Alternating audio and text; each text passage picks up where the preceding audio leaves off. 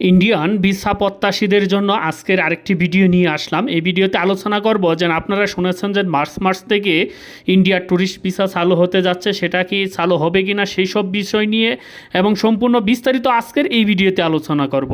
তাই ভিডিওটি না টেনে সম্পূর্ণ দেখতে থাকুন। নিত্য নতুন এমন ভিডিওর আপডেট পেতে মিস্টেক পয়েন্ট ইউটিউব চ্যানেলটি সাবস্ক্রাইব করে পাশে থাকার বেল আইকনটি অন করে রাখুন। সবার আগে আপডেট নোটিফিকেশন পেয়ে যাবেন। অলরেডি সাবস্ক্রাইব করে থাকলে আপনাকে অসংখ্য ধন্যবাদ। তো চলুন শুরু করি আজকের ভিডিও।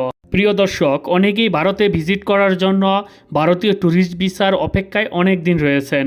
তারা অনেকেই অনেক সময় বলছেন যে মার্চ মাস থেকে হয়তো বা ভিসা যে জটিলতাটা আছে সেই জটিলতা কাটিয়ে বাংলাদেশিদের জন্য ভিসা সহজ করে দেওয়া হবে এবং বাংলাদেশিরা ও সহজেই ভিসা ট্যুরিস্ট ভিসা পেয়ে যাবেন। সেই বিষয়টা এখনও দুয়াশাই রয়ে গেছে। ভারতীয় ট্যুরিস্ট ভিসা অনির্দিষ্টকালের জন্যই বন্ধ রয়েছে। এটা কিন্তু এখন পর্যন্ত এর কোনো আপডেট নেই। এটা খুলবে কি না তারও কোনো নিশ্চয়তা নেই। এর একটা বিশেষ কারণ আছে। এর আগে আপনারা অনেকেই জানেন যে মার্চ মাস থেকে ট্যুরিস্ট ভিসা খুলে দিতে পারে এবং অন্যান্য ভিসাও স্বাভাবিকভাবে আগের তুলনায় অনেকটা বেশি স্লট দিতে পারে। কিন্তু বর্তমানে যে পরিস্থিতি সেই পরিস্থিতির উপর নির্ভর করে মার্চ মাস থেকে আর ট্যুরিস্ট ভিসা খুলছে না। এর বিশেষ একটি কারণ হচ্ছে যে ইতিমধ্যে আপনারা জানেন যে বাংলাদেশে একটি ঘটনা ঘটে গেছে, যে ঢাকায় যে 32 নম্বর বাড়ি নিয়ে, সেই 32 নম্বর বাড়ি নিয়ে কিন্তু বাংলাদেশে নিযুক্ত ভারতের যে হাই কমিশনার আছে সেই হাই কমিশনারকে তলব করেছে বাংলাদেশ সরকার। তলব করে বলছে যে শেখ হাসিনা কেন ভারতে বসে থেকে এই রকম বিভ্রান্তিকর তথ্য সম্প্রচার করার কারণে দেশে বিশৃঙ্খলা এবং অশৃঙ্খল সৃষ্টি হচ্ছে। সেই দায়ভারের জন্য, সেটার জবাবদিহিতার জন্য ভারতের হাই কমিশনারকে বাংলাদেশ তলব করেছে। এর বিপরীতে আবার দিল্লি ঢাকার হাই কমিশনারকেও তারাও তলব করেছে। তারাও তলব করে বলেছে যে শেখ হাসিনা ভারতে বসে যে বিবৃতি দিচ্ছে এটা তাদের একান্ত ব্যক্তিগত বিষয়, এটার সাথে ভারতের কোনো সম্পর্ক নেই, রাষ্ট্রীয় কোনো সম্পর্ক নেই।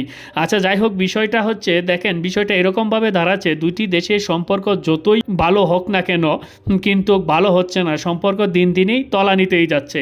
আরেকটি বড় বিষয় হচ্ছে, যারা এর আগে ভারতে ভিজিট করতো, যারা ভারতে বছরে দেখা গেছে 2 থেকে 4 বার ভারতে কলকাতাতে ভিজিট করতো, তারা কিন্তু সেই ভারতের বিকল্প হিসাবে তারা বেছে নিয়েছে এবং ভারতের বিকল্প হিসেবে অন্যান্য রাষ্ট্রে যাচ্ছে। তারও বিশেষ কিছু কারণ আছে। কারণ যারা ভ্রমণ পিপাসু মানুষ তারা কিন্তু বসে থাকবে না, তারা ভ্রমণ কোনো না কোনো রাষ্ট্রে করবে। যেহেতু ভারতে কোনো ভিসা দিচ্ছে না, সেই ক্ষেত্রে ভারত যেহেতু ভিজিট করতে তারা পারতেছে না, সেই ক্ষেত্রে তারা ভারতের বিকল্প হিসেবে অন্যান্য রাষ্ট্রগুলো তারা বেছে নিয়েছে। এইরকম ঘুরতে ভালোবাসে তাদের ভিতরে একাংশ মানুষই তারা মনে করে যে ভারতে যেহেতু 2 থেকে 4 বার আমরা যাইতাম বছরে, তাহলে আমরা 2 থেকে 4 বার না গিয়ে বছরে 1 থেকে 2 বার যাব অন্যান্য রাষ্ট্রে। সেই জন্যই তারা ভারতের বিকল্প হিসাবে খুঁজে নিচ্ছে।